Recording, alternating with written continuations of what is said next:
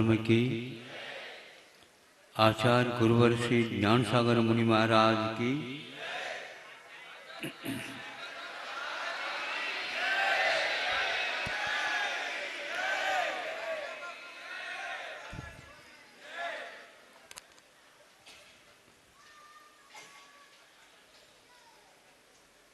कल त्याग की महिमा,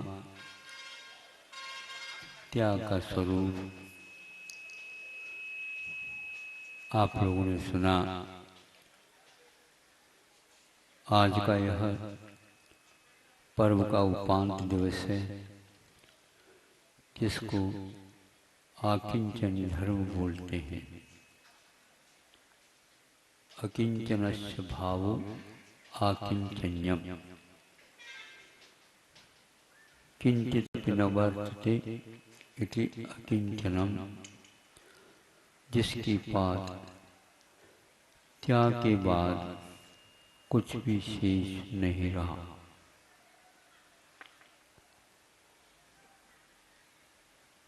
एकदम खाली हो गया। जहाँ परिग्रहों का त्याग था वह त्याग तो हुआ ही, किंतु बाह्याभ्यंतरोपद्यो, यह सूत्र अपने आप में महत्वपूर्ण है। बाह्य में और आभ्यंतर में। बाह्य में तो पीछे कमंडलू शास्त्र उपकरण है, और शरीर भी। शरीर कैसे उपकरण है? इसी के माध्यम से हम संयम लब्धि स्थान को प्राप्त करते हैं। इसलिए यह उपकरण है, और इसके लिए कुछ और राशन पानी देना पड़ता है। इसलिए एक बार शुद्ध दिया हुआ श्रावकों से लेते हैं, इसलिए वह भी उपकरण हो जाता है। आभ्यंतर उपकरण क्या है? बाह्य के त्याग के साथ बाह्य उपकरण को छोड़ दिया कुछ समय के लिए, अथवा आहार का भक्त प्रत्याख्यान किया जाता है, जो आजीवन होता है, वह भी एक प्रकार से बाह्य का त्याग हो जाता है। जिस समय इसका त्याग किया जाता है वह अपने आप में बहुत महत्वपूर्ण होता है, क्योंकि अब जीवन में इनका शरीर उसके योग्य नहीं रहा। जो आवश्यक कार्य करने थे, ध्यान आदि, स्वाध्याय आदि, उसके योग्य शरीर नहीं रहा। उस समय बुद्धि पूर्वक, रुचि पूर्वक अब उसे कहा जाता है कि भाई अब हम आपके लिए, आपके साथ औपचारिक कोई भी कार्य नहीं, सहयोग नहीं दे सकेंगे, और हमारे लिए छोड़ दो। तो इस प्रकार इस शरीर का त्याग करने का प्रारंभ हो जाता है। उसी प्रकार बीच बीच में ये विकल्प के जो कारण होते हैं, ऐसे भी आभ्यंतर उपकरण को बोलना चाहिए। आभ्यंतर उपकरण कौन सा रह गया महाराज? आभ्यंतर उपकरण के बारे में आप सोचेंगे तो विस्मित हो जाओगे कि बाह्य तो बहुत जल्दी छोड़ सकते हैं, आभ्यंतर उपकरणों को छोड़ना बहुत कठिन है। हम दूसरे के साथ बोलेंगे भी नहीं। कितने दिन तक नहीं बोलेंगे? इतने दिन तक। तो यह मन में भी नहीं बोलना, वचन में भी नहीं बोलना, काय में भी नहीं बोलना, यह भीतर का उपकरण माना जाता है। और क्या? और भी इस प्रकार के विकल्प रहते हैं जिनका त्याग जब हम शास्त्र का भी विकल्प छोड़ सकते हैं, छोड़ते हैं, हम घमंड और पीछे भी नहीं उठाएंगे तो यह भी कर सकते हैं। हम जब पीछे रख दी, कमंड भी रख दिया, तो हम यहाँ से उठ भी नहीं सकते, वहीं के वहीं बैठे रहेंगे। यदि मान लो बैठना नहीं हुआ तो उतने ही देर के लिए उपकरण का त्याग हुआ, यदि आवश्यक बना तो पीछे उठाई, परिमार्जन करके पुनः बैठ गए। इस प्रकार का भी अभ्यास चल सकता है।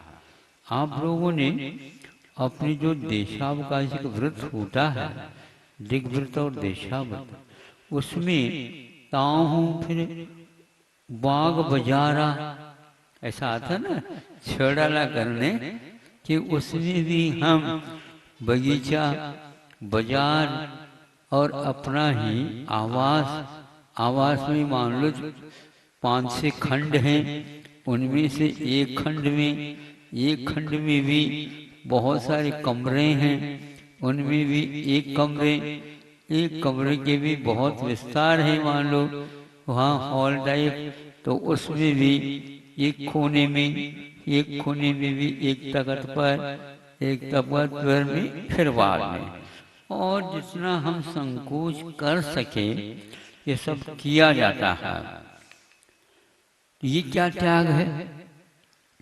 इस प्रकार बुद्धिपूर्वक हम उसका उपयोग नहीं करना चाहते हैं, यद्यपि ये उपकरण हैं, लेकिन क्या करके कम से कम देख तो लो। हाँ, ऐसा होता है, आंखें बंद कर ली तो बंद कर ली, हम खोलेंगे नहीं।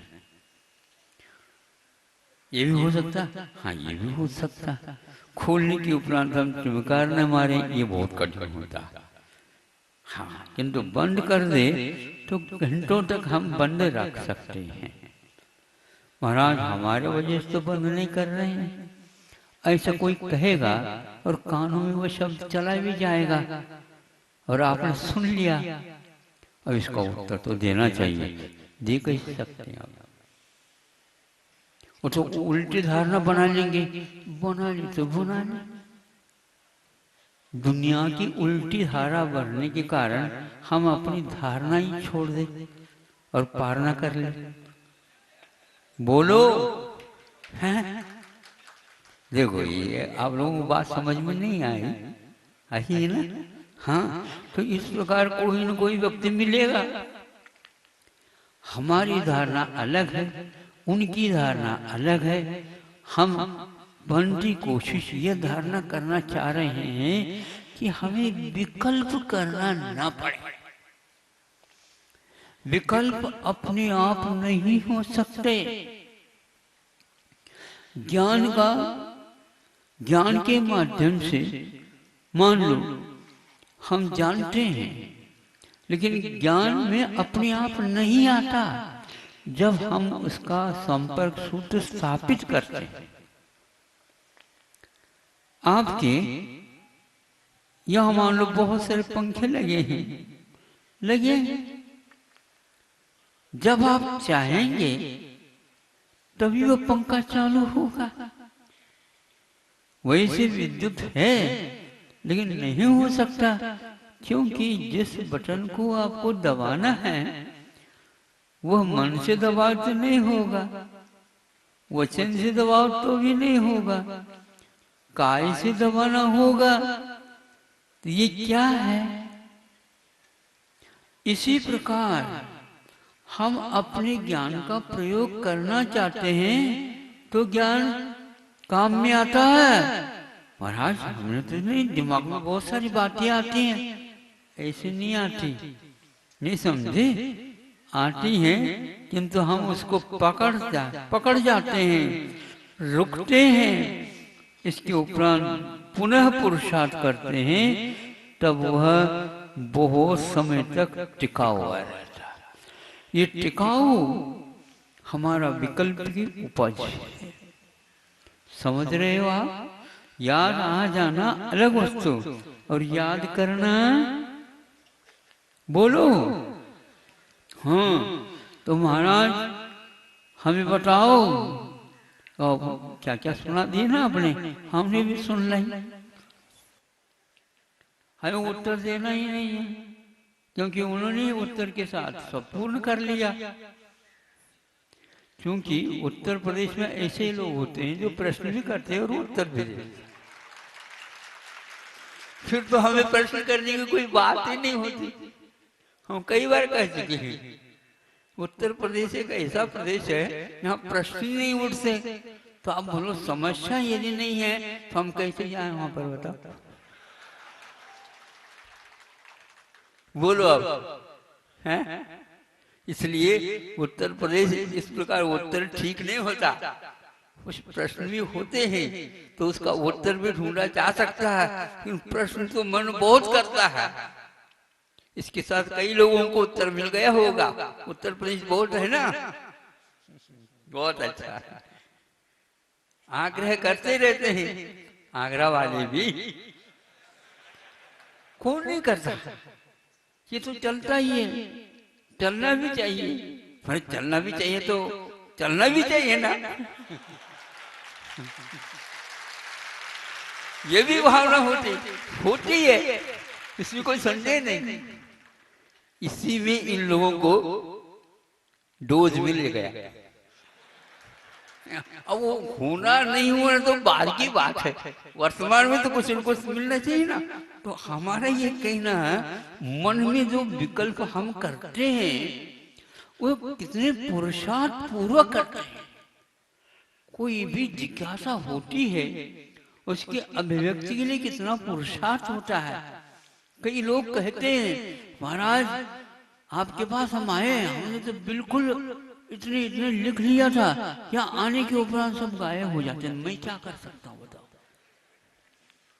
आपने कुछ न कुछ सोचा होगा, इसलिए तो हमारा दिमाग ही खाली हो जाता।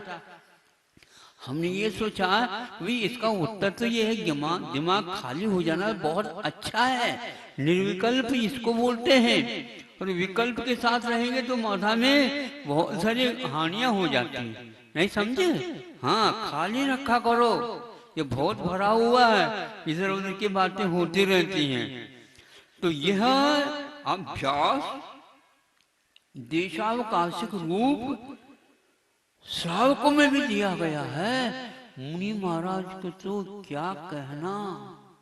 अब मुनि महाराज या श्रवण इसकी तुलना उनके साथ कर ले तो हमारे उनको तो जबरदस्ती कुछ समय के लिए करना पड़ता, और आपके लिए तो करने की कोई आवश्यकता नहीं होती। संकल्प विकल्प यही संसार के मूल कारण होते हैं। इन कारणों को भी ये उपकरण नहीं है, ये तो असमाधि पत्ती है, ये असमाधि के प्रत्यय हैं जो हमें ज्ञात तक नहीं हो पाता। यह सामान्य, यह श्रमणता अपने आप में बड़ा अद्भुत है। इतना पुरुषार्थ किया जा सकता है इस शरीर के माध्यम से कि हम उसका अनुमान ही नहीं कर सकते। बैठे बैठे हम बहुत कमा सकते। कमाने के लिए एक प्रकार से जिज्ञासा रुचि चाहिए, और कौन से साधन होते हैं उन साधनों का उपयोग करने वाला चाहिए। इसलिए हम करने लग जाएं तो यहाँ पर रखने के लिए स्थान नहीं रहेगा। इतना हम कर सकते हैं अपने जीवन में। तो इसलिए वे श्रमण लोग जो इस आकिंचन धर्म के माध्यम से दीवार की ओर मुख करके या कोने में बैठ करके उस आकिंचन की आराधना करना प्रारंभ कर देते हैं तो मन बिल्कुल ही उनका रहता ही नहीं शेष।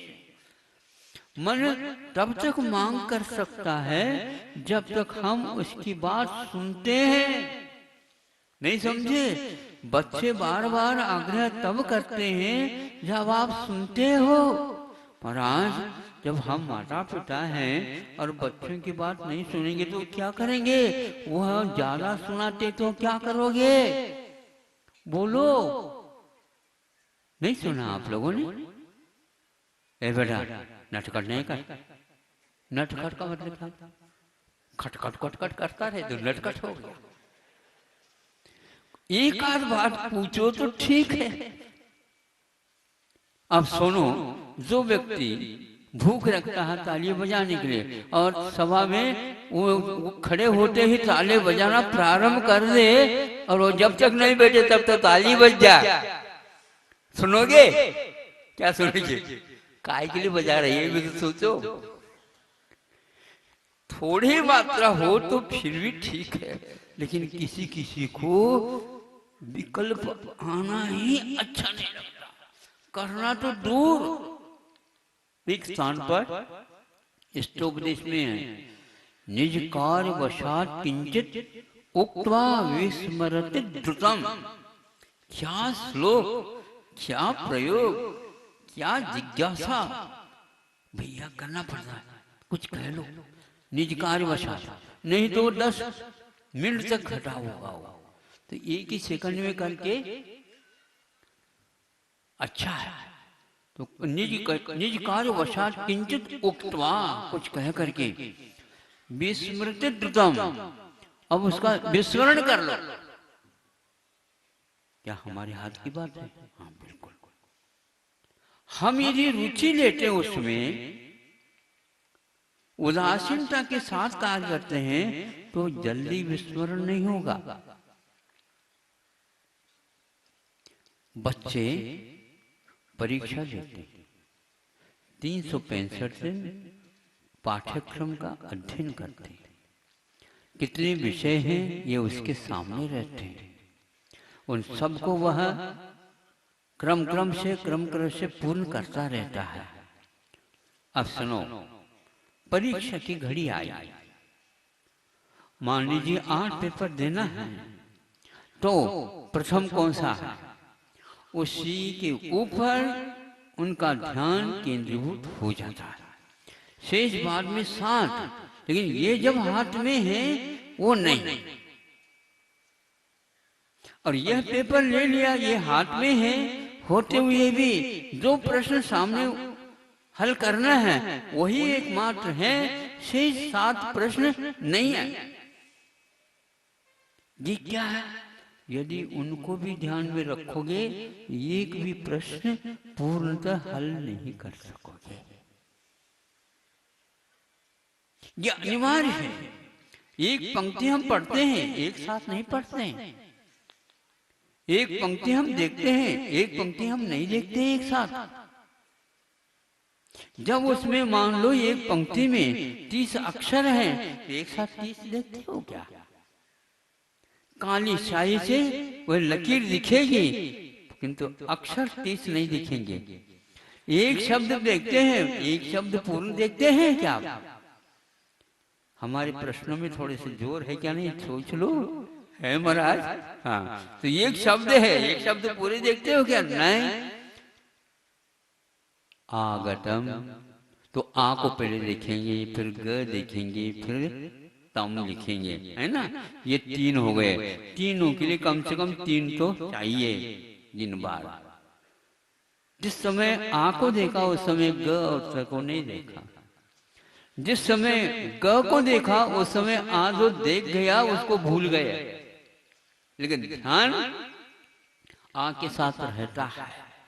तब उच्चारण हम त का करते हैं, ग का करते हैं और आ का भी करते हैं। आ को कभी आपने एक साथ देखा है? ये तो बात है। हमारे मन की विचित्रता तो देखो, कितने कनेक्शन जोड़ना पड़ता है, संपर्क सूत्र स्थापित करना पड़ता है। ये बहुत कुछ जल्दी हुआ करता है, लेकिन एक साथ नहीं हुआ करता है। समय की परिभाषा बहुत सूक्ष्म है। आ को भी, हाँ के मुंडी को भी देखोगे तो उसके लिए भी अंतर्मुहूर्त लगेगा। फिर उस मुंडी और उसके ऊपर लगाना और उसके वो पहले लिख दो, फिर इसमें तो उसके पेट में एक लकीर लिख दो, एक डंडा लगा दो, 2 डंडे लगा दो, तब कहीं आ हो गया। बात समझ में आ रही है? हमारे कितने संपर्क सूत्र जल्दी में हुआ करते हैं, लेकिन यद्वा तद्वा नहीं हुआ करते हैं।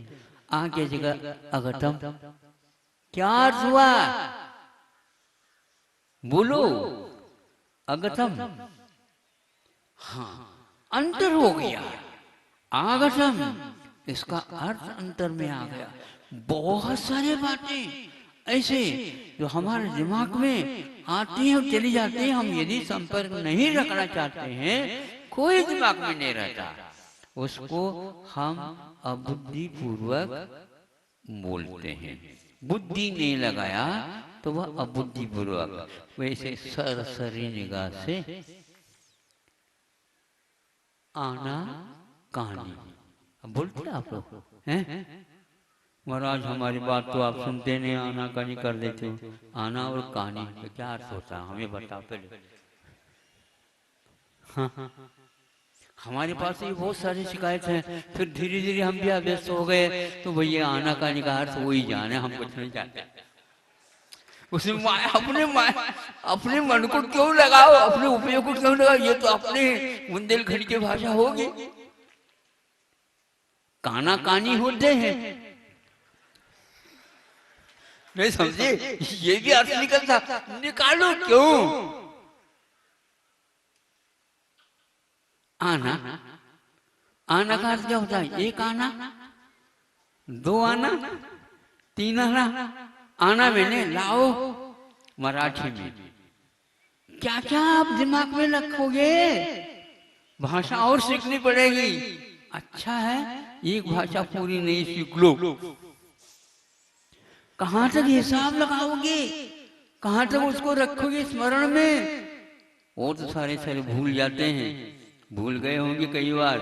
30-30 वर्ष के याद थोड़ी रहते हैं, हम आते हैं उनको 30 साल याद आता, बाकी नहीं समझे? बाकी तो याद नहीं था। जब कभी तुलना के लिए कुछ निमित्त मिलता है तो याद आ जाए। ये सब बुद्धि पूर्वक हमारे भीतर चलता रहता है। श्रमणों को चाहिए 5 मिनट में भी आप निर्विकल्प के माध्यम से यदि सोचना बंद करते हो, सोचने के लिए कहीं भी आचार्यों ने हम लोगों को बाध्य नहीं किया। गलत इधर उधर की बातें सोचने लग जाए, इस सब पे चाचे इसी को सोचो ऐसा कहा, लेकिन सोचने के लिए उन्होंने कुछ कहा ही नहीं। क्यों? इसलिए नहीं कहा मां चिंतः महाजंपः मां चिष्टः, चेष्टा मत करो। मां जंपः, बोलो नहीं। मां चिंतः, चिंता मत करो, ऐसा नहीं कहा, चिंतन भी मत करो। चिंतन करना तो आपका स्वभाव जैसा हो गया। क्या चिंतन करते भगवान जाने। चिंतन करने के लिए कहीं कहा ही नहीं। कई लोग चिंतन मुद्रा की बातें करते हैं, उनकी मुद्रा ऐसी लगती है, कैसे लगती है, बहुत चिंतन की गहराई में जा रही है। चिंतन के लिए मना किया, नहीं समझे? गहराई की बात है। चिंतन को और चिंता को एक ही मान करके चलते हैं, क्योंकि जिसमें आयाम होता है, व्यायाम होता है, उसको निषिद्ध किया है।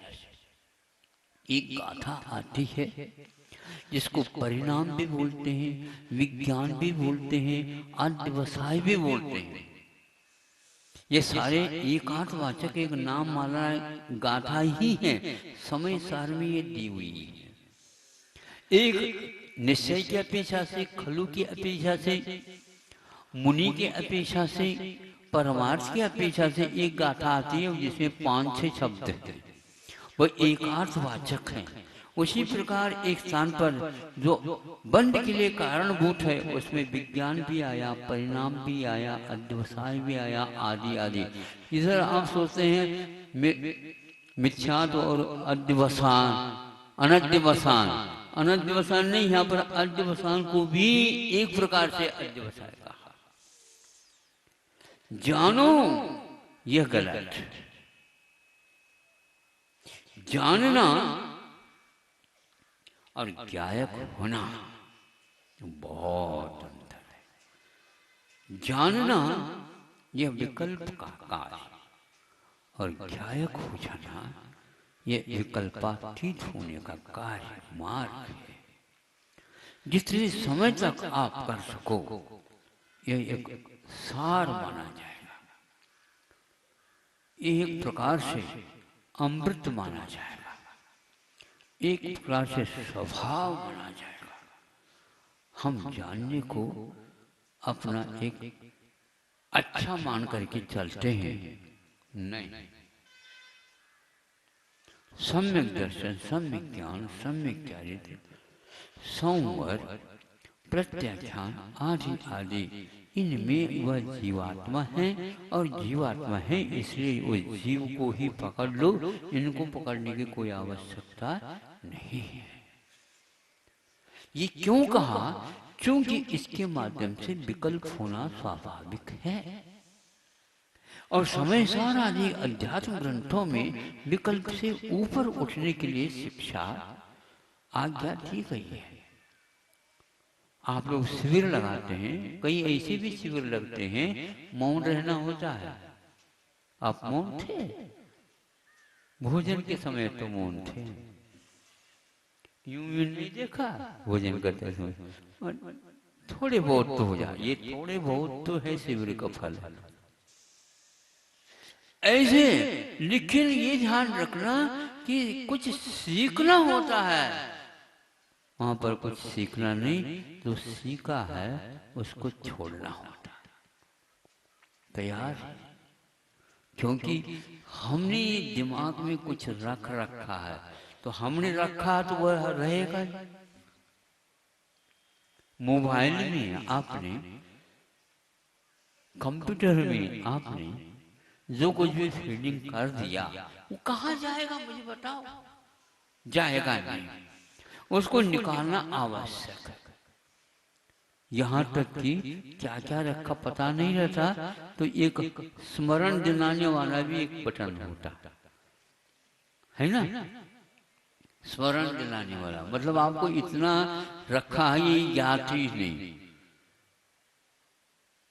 तो वह स्मरण दिलाता कि फलान तारीख के दिन फलान समय पर ऐसे ऐसे व्यक्ति के बीच में ये डाला था, ये स्मरण दिलाता। हाँ, तो हाँ भी छोड़ दो और ना भी छोड़ दो, नहीं समझे, और वो मोबाइल को ही बस, तब कहीं आपका संपर्क अन्य द्रव्यों से छूटेगा। यह विकल्प के साधन कौन सा हो गया? स्वयं का ज्ञान। इसलिए अंतरंग जो उपकरण है उसको भी बंद कर दो। समझ में आ गया? यह अकिंचन धर्म के धन ही हो सकता है। मुनि महाराज प्रतिदिन जो विकल्प करते, करने योग्य करते हैं, किंतु ऐसे भी सोचते हैं स्थान की अपेक्षा से और वातावरण की अपेक्षा से सोच करके वे इस प्रकार विकल्पातीत होने का उपक्रम करते हैं। रात में तो कोई विकल्प रहता नहीं, कोई किसी का आना नहीं जाना नहीं, नहीं समझे, सब कुछ स्तब्ध हो जाता है, सब अपने अपने निद्रा देवी के चले जाते हैं। तो उस समय में भी वह धीरे धीरे, जैसे कुशाग्र बुद्धि वाला छात्र, सब साथी संगाती सो गए, धीरे से उठ करके अपना अध्ययन करना प्रारंभ कर देता है, अथवा उसके सामने जल्दी जल्दी लेट लेता है। तो ये तो सो गया, चलो हम भी सो जाते हैं, सो गया। जब वह निद्रा आ गई उनको, धीरे से उठ गया, बैठ गए। ऐसा करते हैं, किसी को बताते नहीं, तो बताने से काम होता भी नहीं। ये विकल्पों की धारा क्यों होती है? तो इसलिए होती है, हम अपने आप में रहने में सक्षम नहीं हैं। अपने आप की निधि से अभी हम परिचित नहीं हैं। श्रद्धान होने के उपरांत भी दूसरे की वस्तु अच्छी लगती है। करोड़पति अरबपति बनने के उपरांत भी चमकीली थोड़ी सी सफेद सड़क पर मिली है तो वो झुक करके ले लेंगे। सही बताओ, है ना? अरे इसमें तो परिश्रम नहीं हुआ, मिल गई, ये तो भाग्य को हो गए। अरबों में रुपए मिले हैं, वो भाग्य नहीं, मतलब ये एक भाग्य अलग है। नहीं समझे? ये एक भाग्य अलग है। अब बोलो कैसा? इसी का लाभ तो दुर्भाग्य। नहीं समझे? ये दुर्भाग्य इतने भाग्य पुण्य के उदय में मिला है, और ये कोड़ी दूसरी के मिल जाए, ये बहुत मीठा लगता है। दूसरे का बिना पसीना, ये गलत बात है। तो आचार्य कहते तुम्हारे पास क्या कम है? खोलो उसको। उसमें भी ज्यादा खोलो नहीं, क्योंकि विकल्प करेंगे। ये देखो मेरा ज्ञान है, ये दर्शन है, ये चारित्र है, ये हूँ, ये हूँ, ये हूँ की क्या उमरता है? शांत बैठ जा, समझ ले मैं अनंत हूँ। अनंत हूँ का अर्थ क्या? मरने वाला हूँ नहीं, जन्म हुआ नहीं, और कुछ नहीं, पक्का हो गया। पक्का होने के उपरांत विकल्प उठना ही नहीं चाहिए। लेकिन फिर भी दिमाग खाली नहीं होता। जिसका जितना दिमाग काम करता है, आचार्य कुंद कुंद कहते हैं, हम उनको अपनी कक्षा में कभी भी क्या स्वीकृति नहीं दे सकते, क्योंकि वो आएगा सारी सारी कक्षा में वही फैलाएगी बीमारी। नहीं समझे? मुश्किल हो जाएगा। वो दूरी रहे तो अच्छा। बालक वट यथा जातवत आकिंचन। न बच्चों को पैसे से मतलब है, न बच्चों को और आपकी दुकान से मतलब है, न ही बच्चों को और कोई खाने पीने की जब भूख लगती उस समय की बात है। कोई मतलब नहीं उसको।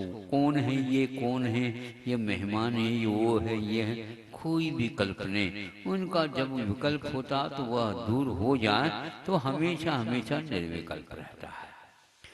ऐसे बच्चे यदि मिल जाते हैं तो यह श्रमण निश्चित रूप से विकल्पातीत हो सकता, इसमें कोई संदेह नहीं। इसके दिमाग में कोई विकल्प भर नहीं सकता। दूसरे के माध्यम से विकल्प भरने लग जाए तो फिर गड़बड़ हो जाए। हम चाहें तो उसमें कुछ डाल सकते हैं, डला है तो उसको हम निकाल सकते हैं। हम स्वतंत्र हैं इस मामले में, इसलिए इसको आकिंचन बोलते हैं। मां चिंतः कहा। आज तक सामायिक करने वाले चिंतः का अर्थ इधर उधर की बातें चिंता न करो, ये तो श्रावकों के लिए हुआ। श्रवणों के लिए जम किंचित चिंतन तो कहा। एक मां चिंतन भी कहा और एक जम किंचित चिंतन तो कहा, किंतु श्रावकों के लिए ऐसा नहीं कहा। श्रावकों के लिए हे है उसको छोड़ दो, उपादेय है उसको स्मरण कर लो। उपादेय कौन है? पंच परमेष्ठी, अरहंत भी है, सिद्ध भी है, आचार्य भी है, उपाध्याय भी है, और सर्व साधु भी हैं। और यहाँ 35 अक्षर वाला क्या है? ये 5 पद। इसमें एक प्रकार से आप अपना ध्यान लगाओ। जम किंच विचिंतन तो उसके लिए कहा गया जिसका ध्यान पंच परमेष्ठी में बहुत अच्छा रम गया, पंचेंद्र के विषय की ओर जाने की बात ही नहीं है, तो किसी भी विषय को ले लो, किंतु निरीह विद्धि कहा। यह एक सूत्र है, ईहा नहीं। निरीह बन जाओ, निर्भीक बन जाते हैं, किंतु निरीह बनना बहुत कठिन है। निरीह का अर्थ यह होता है पंचेंद्र के विषयों की इच्छा नहीं। संक्षेप से निरीह का अर्थ यह है अपने मन के ऊपर भी नियंत्रण। ख्याति पूजा लाभ से ऊपर उठ जाता है। फिर ये ख्याति लाभ पूजा से ऊपर उठ गया, मान और अपमान में कोई भेद नहीं रहा, पंचेंद्र के विषय के प्रति कोई आकर्षण नहीं रहा। बंधुओं बताओ इस संसार से भी क्या है, और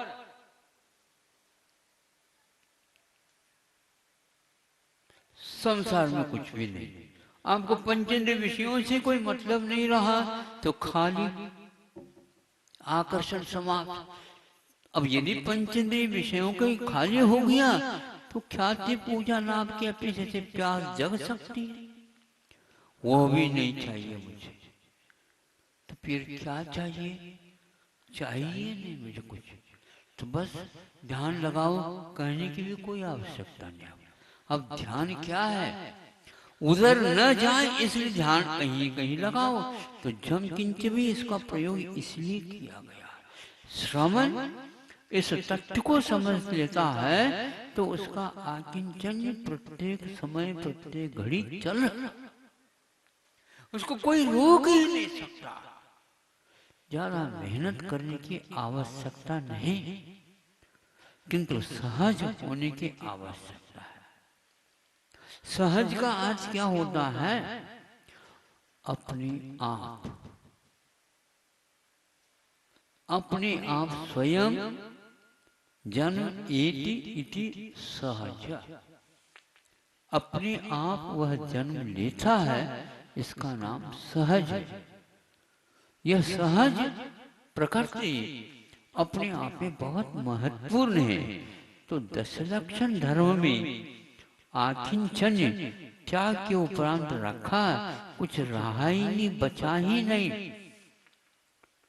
तो आज आकिंचन धर्म के समय पर आकर के और कोई मांगोगे तो हम क्या दे सकते, बताओ आप? कछु बचो।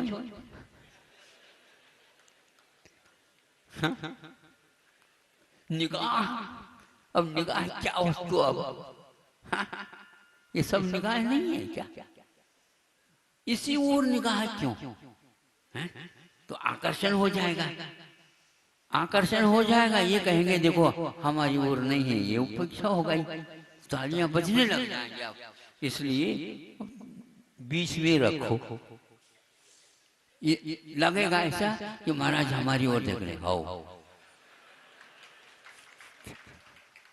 वही समझ लो आपकी ओर सामने देख रहे हैं। अब सामने देख करके भीतर सोच रहे हैं, तो सोचना जहाँ होता वहीं पर देखना होता। और क्या होगा ये? महाराज जी तो बिल्कुल 1 घंटे तक प्रवचन दे, उस समय हमारी ओर ही देखते रहो। मतलब भीतर तो उनकी वाक्य संरचना हुई, उस ओर उनका ध्यान गया ही नहीं। क्या करें? तो आपका मन लगे इस अपेक्षा से कुछ ऐसा कह देते हम भी, हो सामने देख लेते हैं। सामने का अर्थ क्या होता? जो हम उपयोग के सामने लाएंगे वही तो आएगा। उपयोग के सामने मैं मतलब उपयोग वाला, और उस सामने का अर्थ जो आया वही है। यदि कुछ नहीं आया तो न आप है न स्वयं और कुछ है। आप उसके माध्यम से सोचेंगे, हाँ बहुत अच्छा हुआ, बहुत अच्छा हुआ, महाराज ने इधर उधर नहीं देखा, हमारी ओर दिखाओ। आप भगवान बन जाते हो, आपकी ओर भी देख ली। बनते नहीं तो हम आपकी ओर क्यों देखें? जो भगवान बन चुके हैं, पुरुषार्थ कर चुके हैं, उनको देखने से हमें कुछ पाठ भी मिलेगा। आपसे क्या मिलने वाला पाठ? बोलो। आप सामने बैठे हैं, पीठ पीछे कर सोच रहे हैं, बिल्कुल इसमें क्या, और आकांक्षा भविष्य के बारे में सोच रहे हैं, वर्तमान के बारे में सोचते नहीं, वर्तमान को महत्व देते नहीं। आखिर जन अतीत और अनागत से छुड़ाने वाली एक वस्तु है, वर्तमान में ला करके रखता है, तो उसी को आप महसूस करो। आकिंचन फूल डाल के ऊपर खिला हुआ, एक से एक बढ़कर सारी पंखुड़ियां उसकी खुल गई, महक चारों ओर पसर रहा है और बहुत दूर दूर से भ्रमर आ रहे हैं, अन्यथा कोई आकर्षण नहीं रहा। और क्या, वहीं पर 5-6 कलियां हैं, वहीं पर 5-6 कलियां हैं और भ्रमर दूर से आ गए हैं, कलियों का समूह ज्यादा है और जो खिले हैं फूल उनकी संख्या कम है और ज्यादा जो है भ्रमरों की संख्या हो गई। वहीं पर एक के ऊपर 3-4 मंडराने लगे और कलियां सोचती हैं हम भी तो इतने ही हैं, हमारी ओर कौन नहीं आ रहा, हमारे लिए कोई संगीत नहीं सुना रहा, बताओ कलियों के ऊपर क्यों नहीं बैठ रहे हैं? कभी सोचा? क्यों नहीं सोचा? क्यों नहीं बैठ रहे? महाराज कलियां खुली नहीं हैं, नहीं समझे? कलियां खुली नहीं हैं। खुली क्यों नहीं? अपनी उंगली से खोल दो, खुल नहीं सकती, तो उसमें आप ऐसा कर लो, सुगंधी डाल दो, डल नहीं सकती, तो कब डलेगी? जब डलेगी, आएगी, सुगंधी फूटेगी, तो अपनी आप ही कलियां खुल जाएगी। तो खोलने का प्रयास नहीं किया जाता। श्रवण की यह आकिंचन की सुरभि विकल्पातीत होने के उपरांत अपनी आप ही चारों ओर महकती चली जाती है, इसमें कोई संदेह नहीं। इस अवसर को भूल करके जो व्यक्ति इसका महत्व भूल जाता है, तो फिर वह दुनिया के अनेक आकर्षण के पीछे लग जाता है। अष्टपाउड में एक स्थान पर मुनि महाराजों को क्या क्या नहीं कहा, प्रशंसा और महिमा के रूप में कहा है। ये जिनलिंग है, इसलिए जिन है, जिनलिंग धारण करने के लिए मुनिलिंग नहीं है, जिनलिंग है। जिनेन्द्र भगवान के लिंग में इसमें कोई अंतर नहीं है। इसको आयतन कहा, ये मंदिर है, ये बिंब है।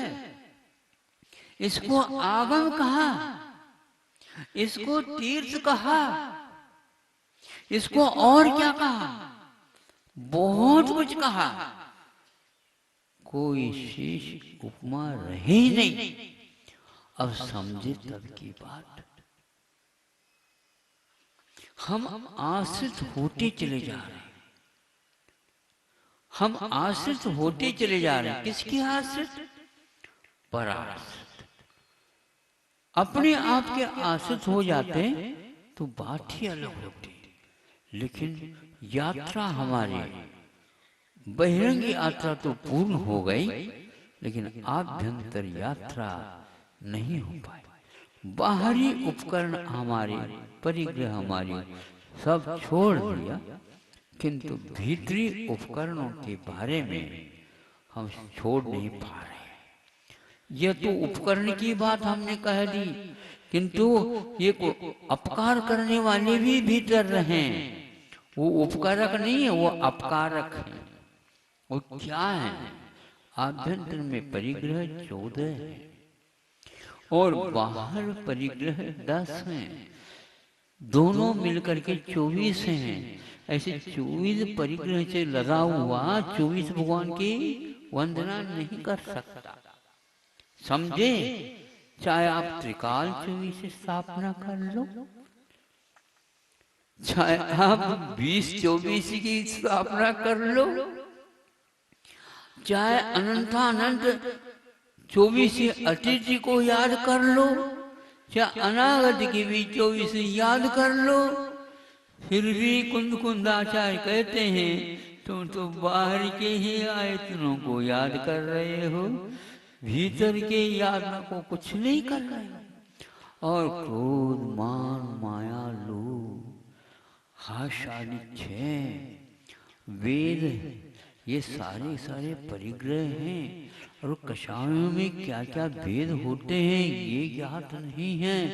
यदि कषाय से आपका उपयोग प्रभावित है तो आप आकिंचन की तो बहुत दूर की बात है, कुछ भी नहीं छोड़ पा रहे। बाहरी छोड़ना एक बार होता है, किंतु भीतर का 1 सेकंड में छूटने के उपरांत पुनः स्थापित हो सकता है। हाँ, स्थापित हो सकता नहीं, होता ही है। आप पानी में देखो अपने आप को तो दिखेगा, यदि वो सामने है तो। यदि हम अपने उपयोग से दूसरे पदार्थों को सामने बना लिया तो 3 काल में वह प्रतिबिंब पड़े बिना रह नहीं सकता। हमारा वह स्वरूप हमेशा हमेशा दूसरे के प्रतिबिंबों से आहत ही होता है। इसलिए भीतरी उपकरणों को भी छोड़ने की बात करते हैं तो आचार्यों ने कहा अपने आप को ज्ञायक के रूप में स्वीकार करो और सम्यक दर्शन, सम्यक ज्ञान, सम्यक चारित्र को भी भूल जाओ, क्योंकि तीनों में वही आत्म तत्व है। जब ये कहा तब ज्ञात हुआ कि आयाम छोड़। एक स्थान पर प्राणायाम की बात स्वीकारता हुई राजवाटिकार अकलंग देव ने, फिर बाद में कहा यह निमित्त है, वस्तुतः इसी में आप रुझोगे तो आत्म ध्यान हो जाएगा। क्या कहा? ये प्राणायाम है तो 8 योग के लिए कारण ही है 8 अंगों में, किंतु ये सहज होना चाहिए। इसके विधान के लिए उन्होंने ये कहा कि क्या कहा? वीतरागो भवेत् योगी यत् किंचिदपि चिन्तयेत् तदेव ध्यान मामनाथ मतो ग्रंथ विस्तरः।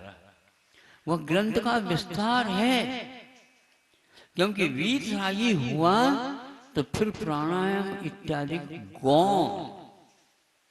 प्राणायाम एक एकाग्रता के लिए कारण है, लेकिन एकाग्रता एक प्रकार से वीतरागता के बाद हो अपने आप ही होती चली जाएगी। वीतराग होना परम आवश्यक है प्रत्येक के साथ।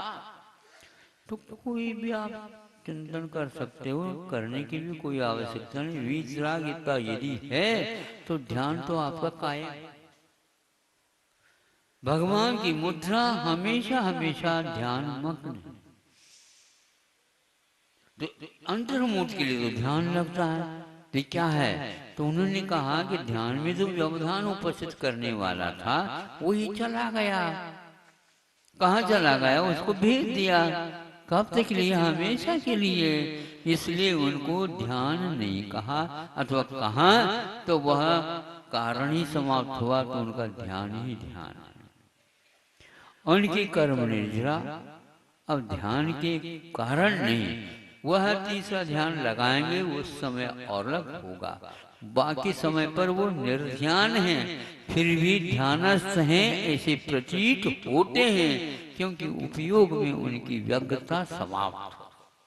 व्यग्रता को दूर करने के लिए, एकाग्रता को लाने के लिए ये पुरुषार्थ किया जाता है, इसी का नाम ध्यान है। तो व्यग्रता कौन सी थी? मोह के कारण व्यग्रता थी अथवा छद्मस्त होने के कारण व्यग्रता थी, अब केवल ज्ञान उत्पन्न हो गया, सर्वज्ञ हो गए, तो वह व्यग्रता समाप्त हो गई।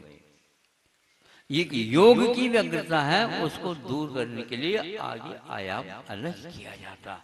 इस प्रकार साधक के लिए समय समय पर उसके उपयोग को प्रशिक्षित करने के लिए आचार्य ने कुछ उपाय बताए हैं। तो श्रमण बनने के उपरांत परिग्रह से दूर हुआ, हमेशा हमेशा के लिए हुआ, किंतु यह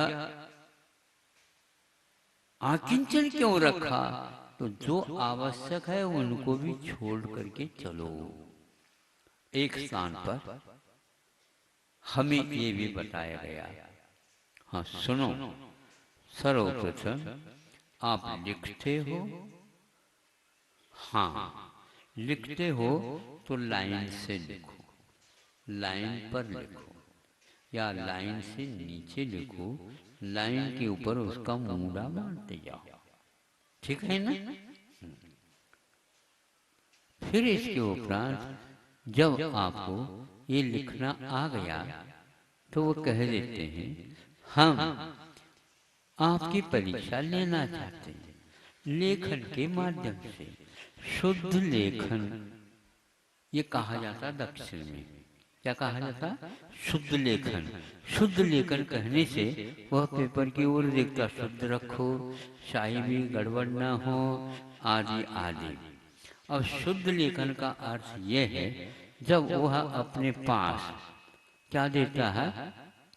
कागज दे देता है, शुद्ध कागज है, हाँ उसके ऊपर लिखो। लिखने के लिए गए तो लाइन पश्चिम की ओर जाना था और वह कहाँ चले गई? वायु में चली गई। तो कौन सा कोण हो गया? सरलता नहीं आई। ऐसा क्यों हुआ? यही लिखा।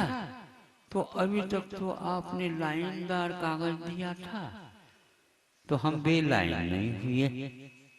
अब आपने लाइन ही नहीं दिया तो हम बेलाइन हो गए, मतलब उसके आदी हो गए थे। हाथ में सरलता नहीं आई थी, लिख रहे हैं और हाथ यूं जा रहा, नीचे जा रहा। ये क्यों हुआ? ये भी एक अभ्यास है। तो अब ये कहना चाहता हूं, आकिंचन होने के उपरांत कहीं जाने आने की बात बिल्कुल सरल था, बिल्कुल सरल था। बच्चों को और कोई बातें नहीं सिखाई जाती है, वह यही की बात सिखाई जाती है, उसी को वह कह देता। बेटा किसी को नहीं कहना। पूछा, दो तीन व्यक्ति आए, वहीं पर माता पिता हैं, बेटा क्या बताए था बताओ, किसी को कहो नहीं कहा।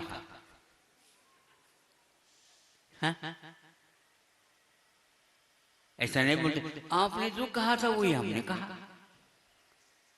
किसी को कहा नहीं, आपने पूछा इसलिए तो कहा, नहीं तो किसी से हमने नहीं कहा। ये भी पक्का है। आप पूछते क्यों हो? समझ आ गए ना? इसी प्रकार मन को ऐसे प्रशिक्षित करो तो उसे आकिंचन की आराधना करना है। तो आकिंचन का अर्थ बता दो, कुछ भी नहीं करना। इसके बाद आपका पूर्ण कार्य हो जाता है। फिर अपने आप में ही कल जो है ब्रह्मचर्य हो जाएगा, अपने आप में लीन हो जाओगे। अकिंचन जब तक नहीं होता तब तक ब्रह्मचर्य की बात नहीं हो पाती। आत्मा की लीनता की बात तो आकिंचन के बाद, त्याग होने के उपरांत भी कोई बचा कुछा कुछ भी हो तो उपकरण भी सब ठीक ठाक कर देते। यदि कोई कार्य करना है तो उपकरण चाहिए, अब करना ही नहीं, बिल्कुल बंद कर देना, तो सारे सारे उठा करके रख दिए जाते हैं। इसका अर्थ आकिंचन है। आपका पर्व कल पूर्ण होने जा रहा है। अब केवल घंटों में है, अब दिनों में नहीं। आधा चातुर्मास पूर्ण हो गया। मतलब आधा भी कह रहे हो आप महाराज, पूर्ण भी कह रहे हो, मतलब 2 महीने पूर्ण हो गई, इसी का नाम आधा चातुर्मास पूर्ण हो गया। आप कह दो चालू है, ऐसा नहीं, वो हो रहा है। आधा हो गया तो आधा और भी हो जाएगा। फिर कब महाराज, ये तो आप सोचते रहिए, प्रतीक्षा करते रहिए, ये तो होता ही रहता है। कितना अखंड काल है, उसको विकल्प के माध्यम से हम खंडित करते हैं।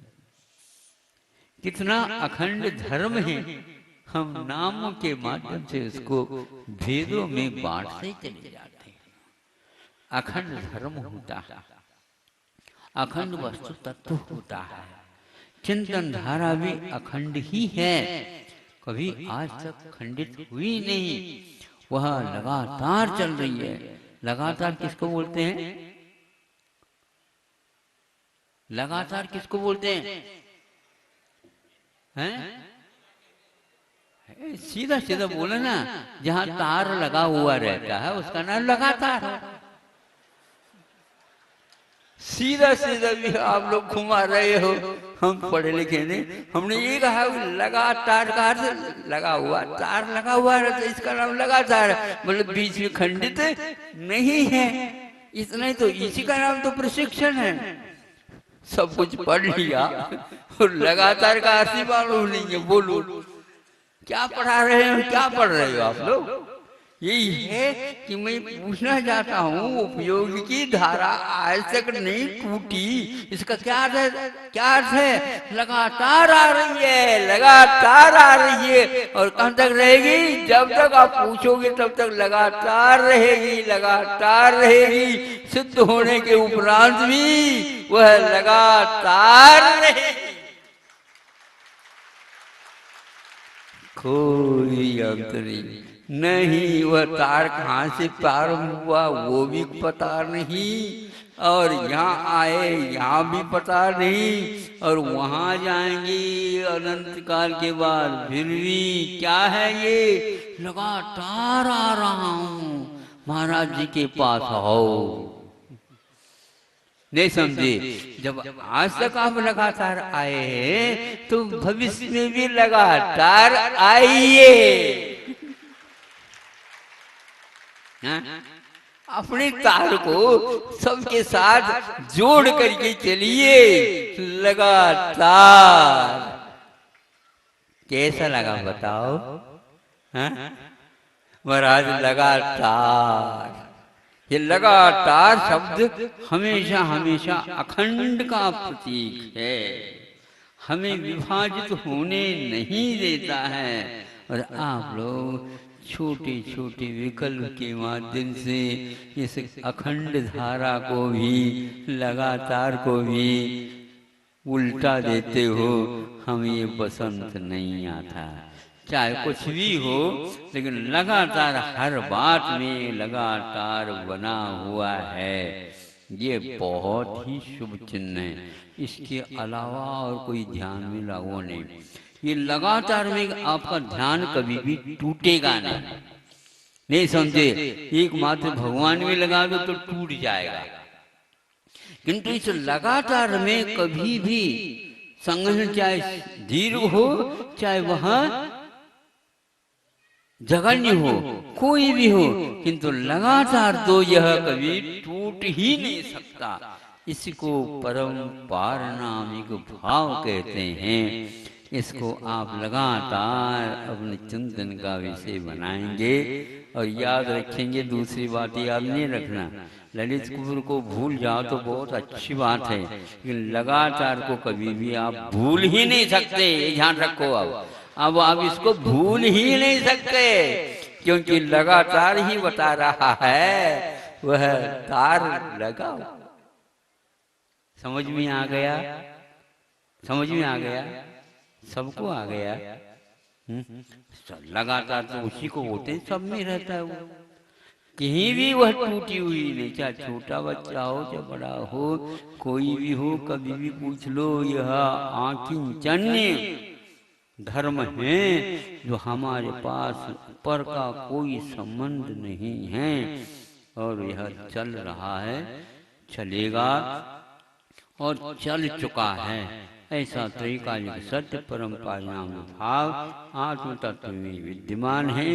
श्रमण इसी के आधार पर निश्चिंत रहते हैं, निर्विकल्प रहते हैं, और उनको किसी प्रकार से विकल्प उत्पन्न नहीं होते। यदि हो भी जाते हैं, इसको याद करते हैं तो ठीक ठाक हो जाता। तो देशावकाशी के माध्यम से मैं कह रहा था, देशावकाशिक में ये चिंतन उसको श्रावक को भी करना होता है। तो वहाँ अपने विकल्प को तोड़ने के लिए क्षेत्र को कम करता जा रहा है, क्षेत्र को, वस्तुओं को कम करता जा रहा है। करता करता करता करता बंटी कोशिश इतना करता है, श्रमण की भांति वहाँ अन्य क्षणों में और अन्य क्षेत्र में लगने वाला जो दोष था, पाप था, उस पाप से भी वह मुक्त होता है। यह देशावकाश की महिमा है। इसलिए आप लोग अपने आप को निर्विकल्प बनाने के लिए आकिंचन धर्म का हमेशा हमेशा आश्रय लिया करो। अहिंसा परमो धर्म की बोधि समाधि परिणाम शुद्धि स्वात्मोपलब्धि शिव सौखी सिद्धि चिंता मुनिम चिंतित वस्तु दाने स्वामंद मानस्य ममास्तु देवी।